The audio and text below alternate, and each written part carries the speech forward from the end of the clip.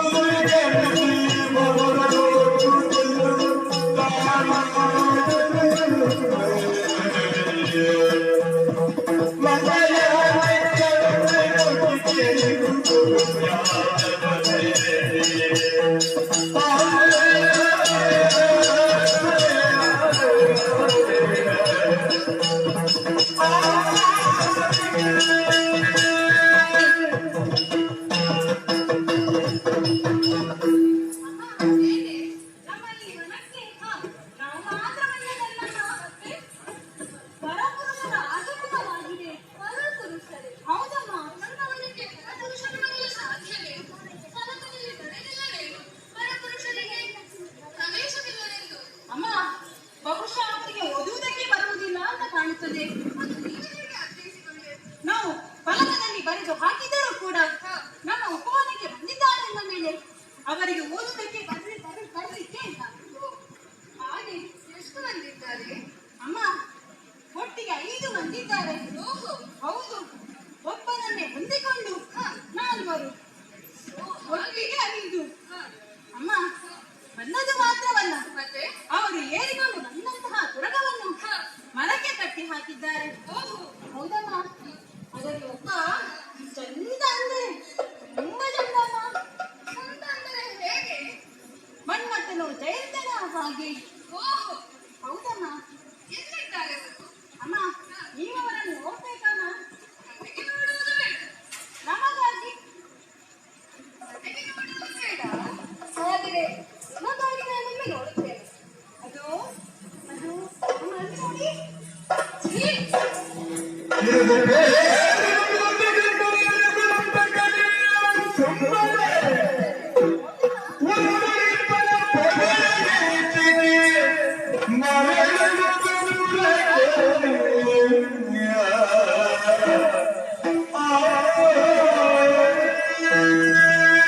ಏನು? ಚಂದವೇ? ಚಂದಕ್ಕಿಷ್ಟು ಮಣ್ಣು ಹಾಕು. ನನ್ನ ಯೋಗ್ಯತೆ ಏನು? ಇವರ ಹಣೆ ಬರಹವೇನು? ಇವರಲ್ಲಿ ಮಾತನಾಡಿಸುವುದಲ್ಲ, ಕಣ್ಣೆತ್ತಿ ನೋಡುವುದಕ್ಕೂ ಲೇಸಲ್ಲ. ಹೋಗೋಣ ಈಗ.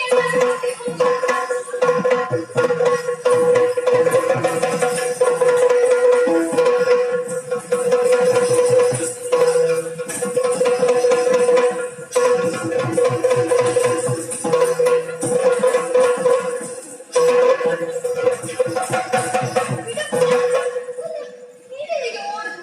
ನಾನು ಮತ್ತೆ ಹೋಗೇನು? ಕಾರು ನಿಲ್ಸು ಮಿತ್ರ. ನೋಡಿದೆಯಾ? ಇಲ್ಲಿಗೆ ಯಾರು ಬಂದಿದ್ದಾರೆ? ಯಾರು?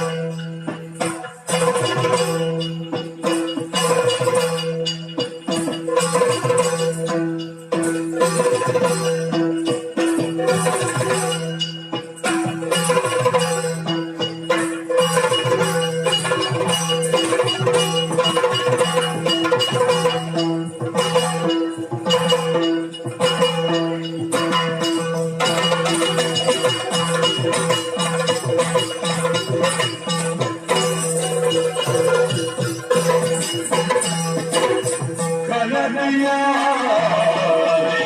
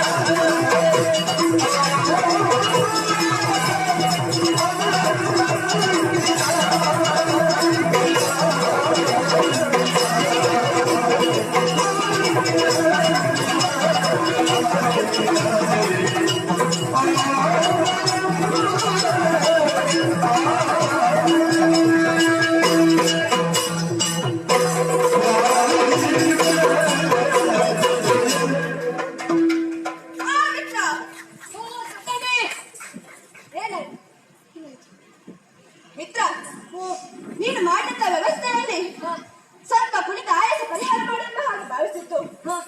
ಮಿತ್ರ, ಹಾಗಲೇ ಕೇಳಿಸಿತು ಬಿಸು ಬಿಸು ಮಾತು. ಅಷ್ಟು ಮಾತ್ರವಲ್ಲ, ಹೆಜ್ಜೆಯ ಸದ್ದು. ಹೌದು ಮಿತ್ರ, ಯಾರೆಂಬುದಾಗಿ ತಿಳಿಯುವುದಕ್ಕಾಗಿ ಸತ್ತನ್ನು ಎತ್ತಿ ನೋಡಿದೆ ಮಿತ್ರ. ಒಬ್ಬರಲ್ಲ ಇಬ್ಬರಲ್ಲ, ಹಲವು ಮಂದಿ.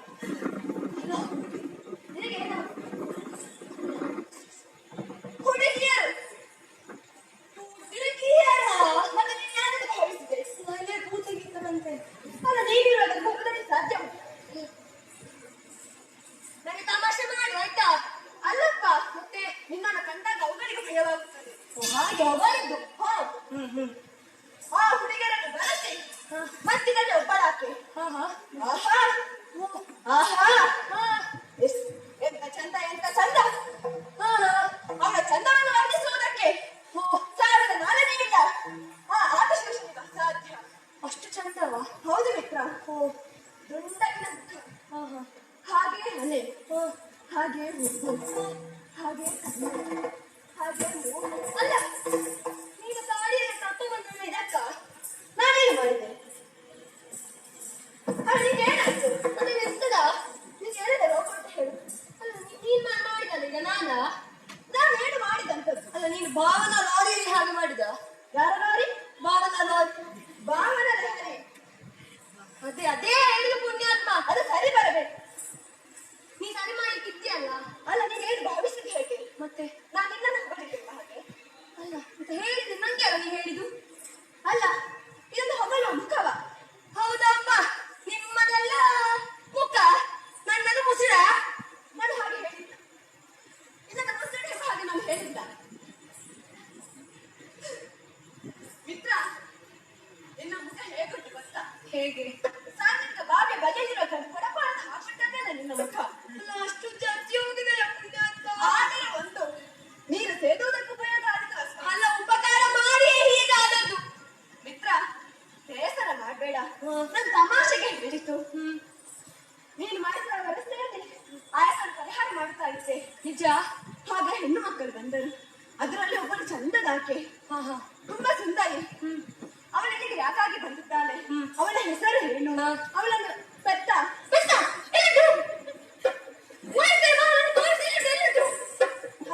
ಅಲ್ವಾ? ಪೆಟ್ಟೆ ಅಲ್ವಾ? ಏನಲ್ಲ ಲೋಕವಾಗಿ ಹೇಳು. ಅಲ್ಲ, ಇದರ ಪೆಟ್ಟೆ ಇಲ್ಲಿ ಸಹ ನೋಡ್ಲಿಲ್ಲ. ನಾನು ಹಾಗೆ ಹೇಳಿದ್ದು. ಪ್ರಶ್ನೆ ಅಂದ್ರೆ ಹೆತ್ತ. ಹಾಗೆ ಹೆತ್ತಂತ ತಂದೆ ತಾಯಿ ಯಾರು? ಅವಳು ಯಾಕಾಗಿ ಇಲ್ಲಿಗೆ ಬಂದಿದ್ದಾಳೆ? ಯಾಕಾಗಿ ಎನ್ನುವಂತಹ ವಿಚಾರವನ್ನು ತಿಳಿಯುವಂತಹ ಕುತೂಹಲ ನನಗಾಗಿದೆ. ನಾವು ಇಲ್ಲಿ ಸಾಕರ ಹೇಳು. ಇಲ್ಲ ಅವರ ಬೆನ್ನಟ್ಟಿ ಹೋಗಬೇಕು. ಹೋಗು ಹೋಗು ಮಾಡೋದು ಬೇಡ, ಬೆನ್ನಟ್ಟಿ ಹೋಗಬೇಕು.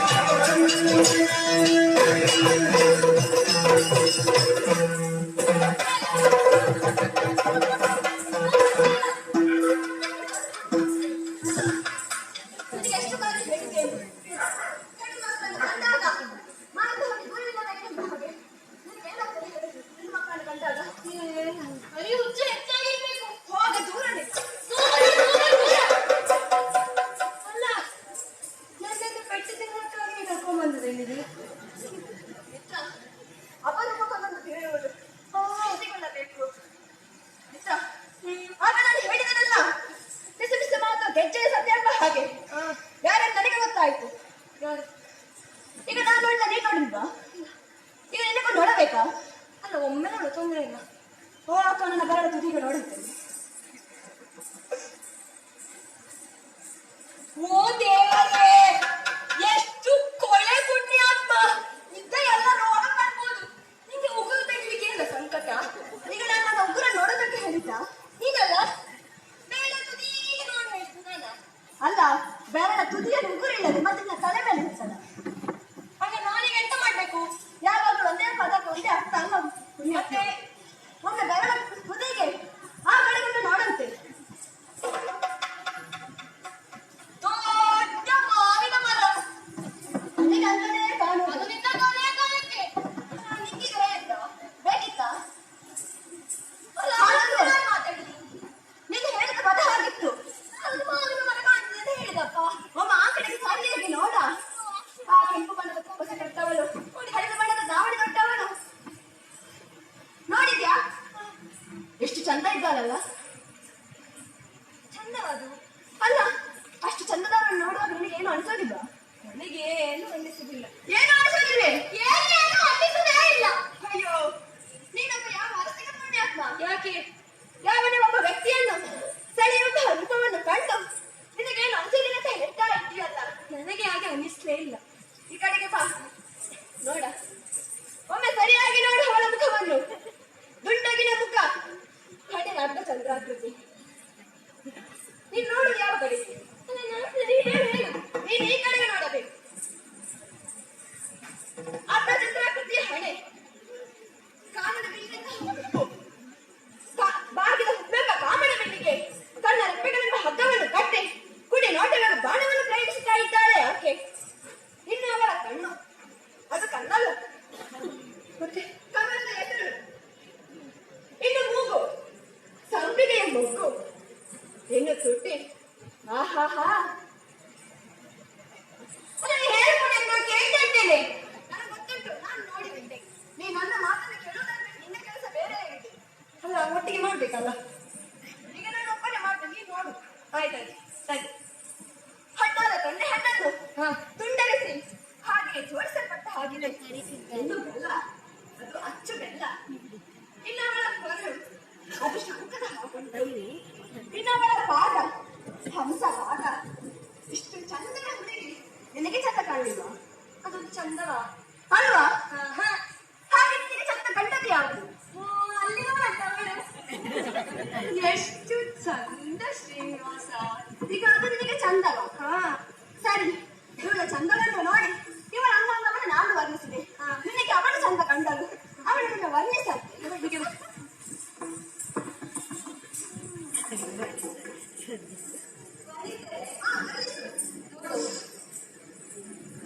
ಅವಳ ಹಣೆ ನೋಡಂತೆ, ಅದು ಹಣೆಯೇ ಅಲ್ಲ, ಭೂತಕ್ಕೆ ಕುಳಿತುಕೊಳ್ಳುವ ಮಣೆ.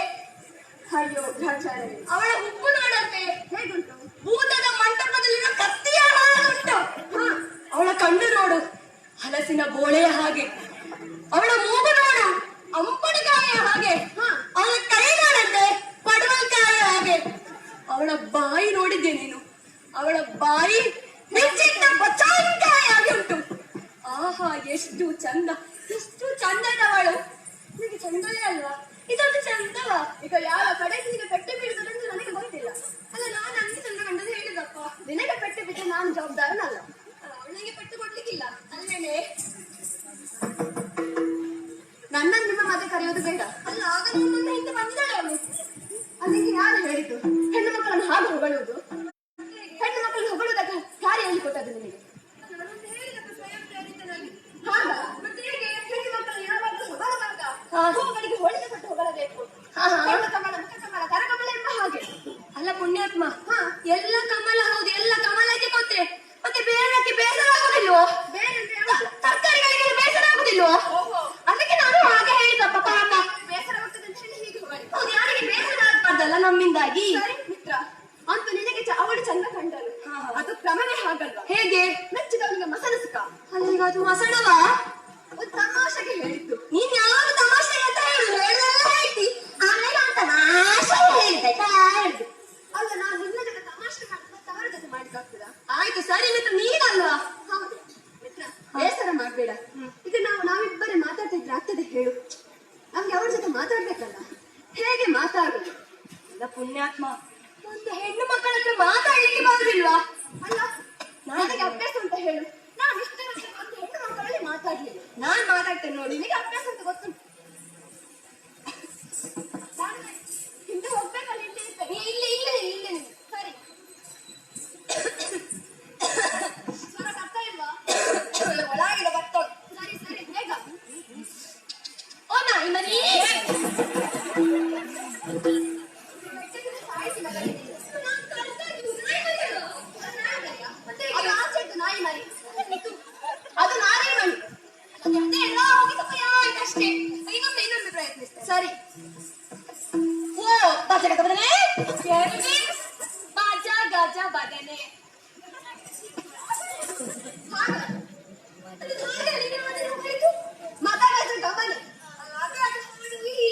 ಅವರ ನಾನು ಬಾರಿಸ್ತೇನೆ ಈಗ. ತಡೆ ಒಂದು ತಡೆ ಇದು. ಸರಿ, ಕೊನೆಯ ಅವಕಾಶ. ಹಾ.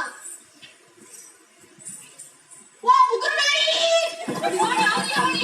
ಅದು ನಿನ್ನದು. ಹಿಡಿ. ನೀನು ಭಾಷೆ ಏನು? ಅವಳಿಯ ಭಾಷೆ ಉಂಟು ಗೊತ್ತುಂಟಾ? ನೀನು ನಿನ್ನವಳು ಬೈದದ್ದು. ನೀನು ಮಾತಾಡೋದಕ್ಕೆ ಅವಳು ಬೈದದ್ದು. ಸುಮ್ಮನೆ ಬೈಯೋದಿಲ್ಲ ಅವಳು. ಅದು ಹಾಗ? ಮತ್ತೆ ಹೀಗೆ ಅದು ಉರಗವೇನು? ಉಗುರು ಎಣ್ಣೆ ಅಷ್ಟೇ. ಅದು ನಿನ್ನಾಗೆ ಹೇಳು ಹೋಗು. ನಿನ್ನಿಂದ ಆಗ್ಲಿಕ್ಕಿಲ್ಲ. ಮತ್ತೆ ಈಗಿನ ಕಾಲದವರಿಗೆ ಅಂತ ಹೆಸರು ಸಹ ಆಗೋದಿಲ್ಲ. ಹೊಸ ಹೆಸರು ಬೇಕಂತ? ಹೊಸ ಹೆಸರು ಬೇಕು. ಯಾವ ಹೆಸರು? ನಾನು ಮಾತನಾಡುತ್ತೇನೆ. ಹೆಸರು ಬೇಳೆಯಾ? ಅದು ನಿನಗೆ. ಆಯ್ತು, ನೀನು ಪ್ರಯತ್ನಿಸು. ನಾನು ಪ್ರಯತ್ನ ಮಾಡುತ್ತೇನೆ. ನೀನು ಇಲ್ಲಿ ಇರು. ಕೋಮಲವಾದಂತಹ ಅಂಗಾಂಗವನ್ನು ಹೊಂದಿದ ನಿನ್ನನ್ನು ಕೋಮಲ ಎಂಬ ಮುದ್ದಾದ ಶಬ್ದದಿಂದ ಹೊಗಳದೆ ಮತ್ತೆ ಹೇಗೆ ಹೊಗಳಲಿ ಹೇಳು? ಚಂದಕ್ಕಿಂತ ಚಂದ ನೀನೇ ಸುಂದರಿ, ಬಹಳ ಚಂದದ ಹೆಣ್ಣು ನೀನು. ಇಲ್ಲಿಗೆ ಬರಬೇಕಿದ್ದರೆ ಕಾರಣವೇನು? ಎಲ್ಲಿಗಾದರೂ ಹೋಗುವವಳು ಇತ್ತ ಕಡೆಗೆ ಬಂದದ್ದೇ ಅಥವಾ ನನ್ನನ್ನು ಕಾಣಬೇಕೆಂಬ ಉದ್ದೇಶವನ್ನಿರಿಸಿ ಇತ್ತ ಕಡೆಗೆ ಬಂದದ್ದೇ?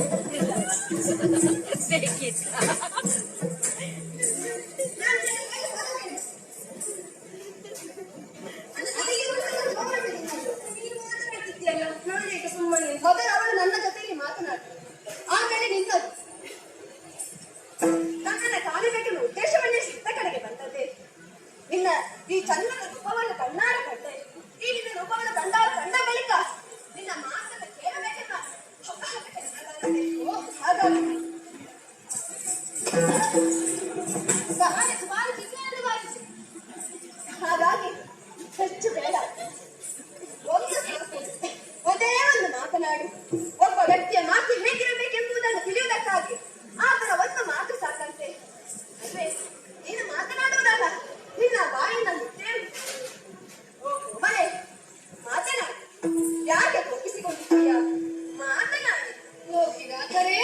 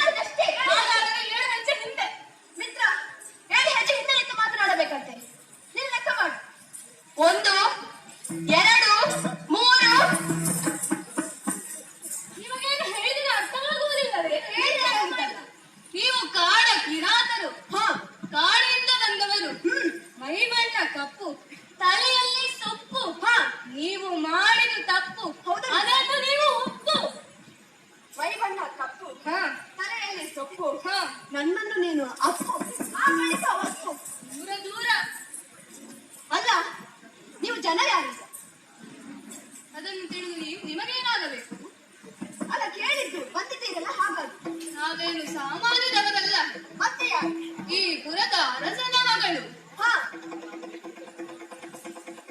ಯಾರು ನೀವು? ನನ್ನ ಗಂಗೆಯವರ ಹೆಸರು ನಿನಗೆ ಗೊತ್ತಾಗಬೇಕೆ?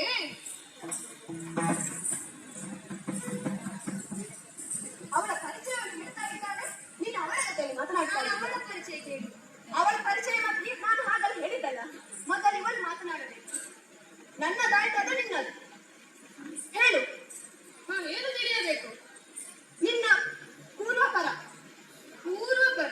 ಹಾ, ತಂದೆಯ ಹೆಸರು. ತಂದೆಯ ಹೆಸರು. ಅಪ್ಪ ಅಪ್ಪ ಅಪ್ಪ. ನಿನ್ನ ಅಪ್ಪ ಹೋಗಿ ಹೇಳ್ಬಿಟ್ಟ. ಹೋಗುವುದು ಒಂದು ಮಾತಾದ್ರೂ ನನಗೆ ಹೇಳ್ಬಾರ್ದಿತ್ತೆ. ಬಾಂಧವರೇ, ಇವರ ಅಪ್ಪ ಪೀತರೂಪರು ಸ್ವರ್ಗಸ್ಥರಾದರೆಂದು ಹೇಳಲು ನಾನು ವಿಷಾದಿಸುತ್ತೇನೆ. ಏ, ನಿನಗೇನಾಯಿತು? ನಿನ್ನ ಅಪ್ಪ ಸತ್ತೋದಲ್ಲ. ಅದು ಹಾಗಲ್ಲವೋ. ನನ್ನ ಅಪ್ಪ ಯೋಗ್ಯತೆಯ ಹೆಸರು ಆಕಾಶರಾಯ ಎಂದು. ಓ, ಆಕಾಶರಾಯ. ಹಾ. ಹಾಗೆ ತಾಯಿ.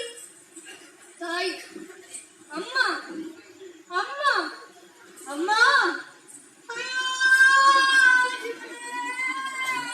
ಅಲ್ಲ, ಇಲ್ಲಿಯೇ ಕೂತದ್ದು. ನಾನು ನಿಮ್ಮ ಮೇಲೆ ನಿಂತಿದ್ದೇನೆ ಅಮ್ಮ. ಅಯ್ಯೋ, ನನ್ನ ಕ್ಷಮಿಸಿ. ನಿಮ್ಮನ್ನು ನೋಡುವಂತ ಅಯ್ಯೋ ಭಾಗ್ಯವಂತವಾಗಿಲ್ಲ. ಆಯ್ತೆ. ಅದು ಹಾಗಲ್ಲವೋ. ಮತ್ತೆ ನಿನ್ನ ತಾಯಿ ಭೂಮಿ ದೇವಿ. ಆಕೆಯನ್ನು ಪ್ರೀತಿಯಿಂದ ತಾರಾಮಾಲಿನಿ ಎಂದು ಕರೆಯುತ್ತಾರೆ. ಅವರಿಬ್ಬರ ಪ್ರೀತಿಯ ಕುಮಾರಿ ನಾನು. ಈಗ ನೀನು ಭೂತಾಯಿ ಮಗಳ. ಅದೇ ಆಗದಿದ್ದ ವಾಸನೆ ಬರ್ತಾ ಇದ್ದದ್ದು. ಭೂತಾಯಿಯಲ್ಲವೋ, ಭೂಮಿ ದೇವಿ. ಹೌದಾ?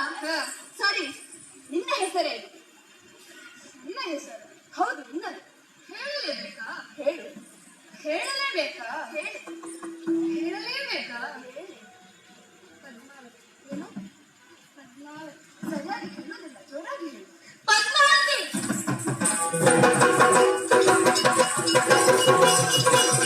ಓ, ನಾನು ನಂಬಿಕೊಂಡು ಬಂದಿದ್ದ ದುರ್ವಾದಿ ಅಮ್ಮನವರೇ, ಈ ಕಾಲಕಾಲಕ್ಕೆ ಬೇಕಾದಂತಹ ನಿಮ್ಮ ಪೂಜೆ ಕೋಲಗಳನ್ನು ಕೊಟ್ಟು ನಿಮ್ಮನ್ನು ಕಾಪಾಡುತ್ತೇವೆ. ನಮ್ಮನ್ನು ಕಾಪಾಡಬೇಕು, ನಮ್ಮನ್ನು ಕಾಪಾಡಬೇಕು.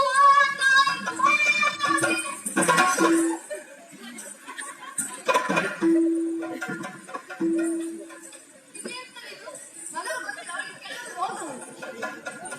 ಅಲ್ಲ, ಅಲ್ಲ ಮಿತ್ರ, ಇವಳು ಧೂಮವತಿ ಅಂತ ಹೇಳಿದಲ್ಲ, ಮೊದಲ ಪರಿವಾರ ದೈವಗಳಲ್ಲ. ನಾವು ಬಂದು ತಪ್ಪಾಯ್ತು. ಹಾ, ನಾವು ತಪ್ಪಾಗಿ ಬಂದದ್ದು. ಆ ತಪ್ಪಿಗೆ ನಾವು ಕ್ಷಮಿಸ್ಬೇಕು. ನಾವು ಅದನ್ನು ಬೇಡ. ಅದು ಧೂಮವತಿ ಅಲ್ವಾ, ಪದ್ಮಾವತಿ. ಪದ್ಮಾವತಿಯಾ? ಹೌದು ಮಿತ್ರ. ಅವಳು ಹೇಳಿದ ಧೂಮವತಿ ಅಂತಲ್ವಾ? ಅಲ್ಲ, ನಿನ್ನ ಕಿವಿ ಸರಿಯಾಗಿದ್ದರೆ ನಾವೇನು ಮಾಡುವುದಿಲ್ಲ. ಕಿವಿಗೆ ಸೀಮೆ ಹಾಕು. ಹೌದಾ, ನಾನು ಕಿವಿಗೆ ಸೀಮೆಎಣ್ಣೆ ಹಾಕ್ಬೇಕಾ? ಸುಮ್ಮನೆ ಮಿತ್ರ. ಸರಿ, ನೀವು ಇಲ್ಲಿಗೆ ಬಂದದ್ದು ಯಾಕೆ? ಬಂದದ್ದು ಯಾಕೆ? ಹೌದು, ತಿಳಿಸಬೇಕೇ? ತಿಳಿಸಬೇಕು. ವನವಿಹಾರಕ್ಕೆ ಬಂದವರು ನಾವು. ಹಾ, ನೀರಾಟವಾಡಲು, ಹಾ, ದೇಹದ ಬಿಸಿಯನ್ನು ನೀಗಿಸಲು ಹಾ, ಸಾಕಾದಷ್ಟು ನೀರಾಟವನ್ನು ಆಡಿದ್ದೇವೆ. ಹಾ. ಆದರೆ ನಿಮ್ಮನ್ನು ಕಂಡ ಕೂಡಲೇ ಈಗ ಬಿಸಿ ಏಳುತ್ತಿದೆ. ಹೌದಾ? ಹಾಗೆ ಹಿಂದೆ ಹೋದರೆ ಸರಿ. ಯಾರು ಸಾಕು ಮಾಡಿ ಇದ್ರೆ ಕೊಡಿ ಆಯ್ತಾ? ಓ ರೂಪಸಿ,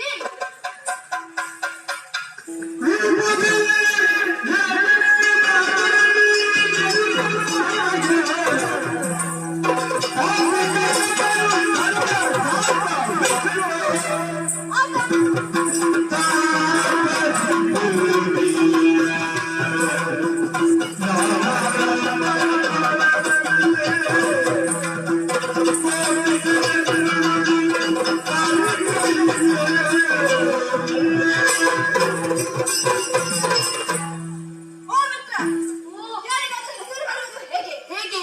ಒಂದು ಊರಿನಿಂದ, ಇಲ್ಲ ಅಪ್ಪನಿಂದ, ಇಲ್ಲ ಅಣ್ಣನಿಂದ. ಹಾ. ಆದ್ರೆ ನಮ್ಮ ಪದ್ಮಾವತಿ ಇದ್ದಾಳಲ್ಲ, ಆ ಕಡಿಮೆ ಸುದ್ದಿಯೇ ಇಲ್ಲ. ನಮ್ಮ ಪದ್ಮಾವತಿ.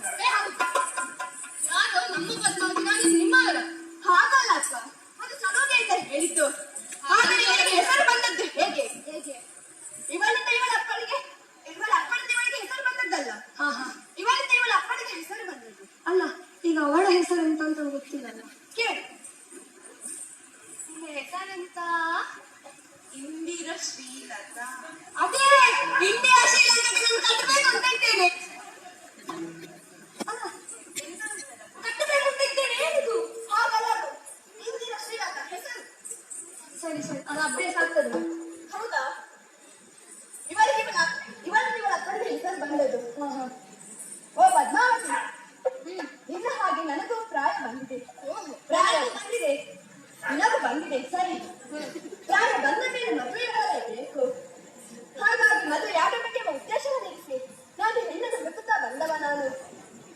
ನಿನ್ನನ್ನು ಕಂಡೆ.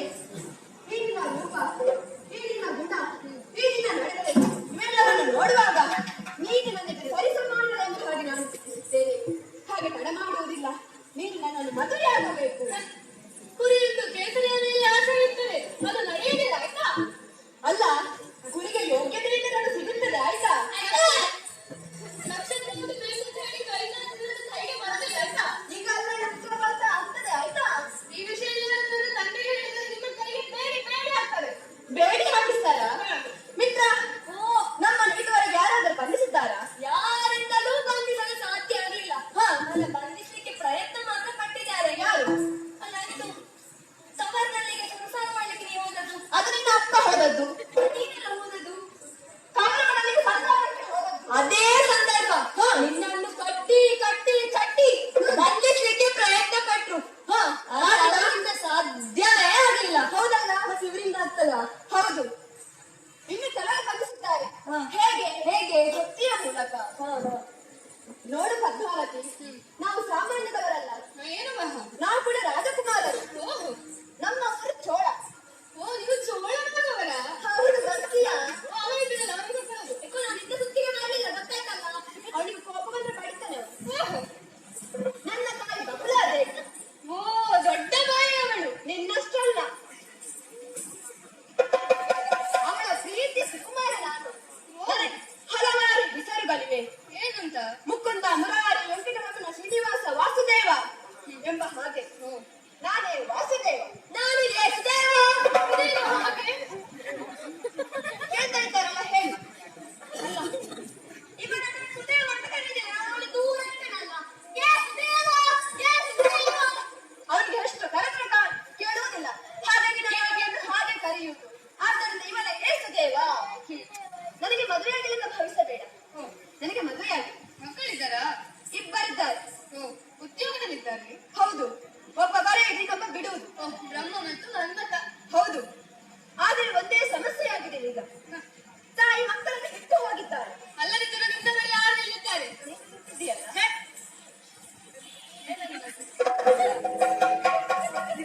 ನೋಡಿ ಇತ್ತ. ಇದೆಯಾ ಬೇಡ? ನೀನು ಅವಳು ಬರೆದಿದ್ದೀಯಲ್ಲ, ಅದಕ್ಕಾದ ಹೊಂದಾಣಿಕೆ ಆಗಿಲ್ಲ ಇನ್ನು. ಓ ಪದ್ಮಾವತಿ, ಇದು ಮಕ್ಕಳದ್ದು ಒಂದೇ ಹಠ. ಏನು ಅಂತ? ಅಮ್ಮಬೇಕು ಅಮ್ಮಬೇಕೆಂಬ ಹಾಗೆ. ಮಿತ್ರ, ಹೇಗೆ ಹಠ ಮಾಡ್ತಾ ಇದ್ದಾರೆ ನನ್ನ ಮಕ್ಕಳು.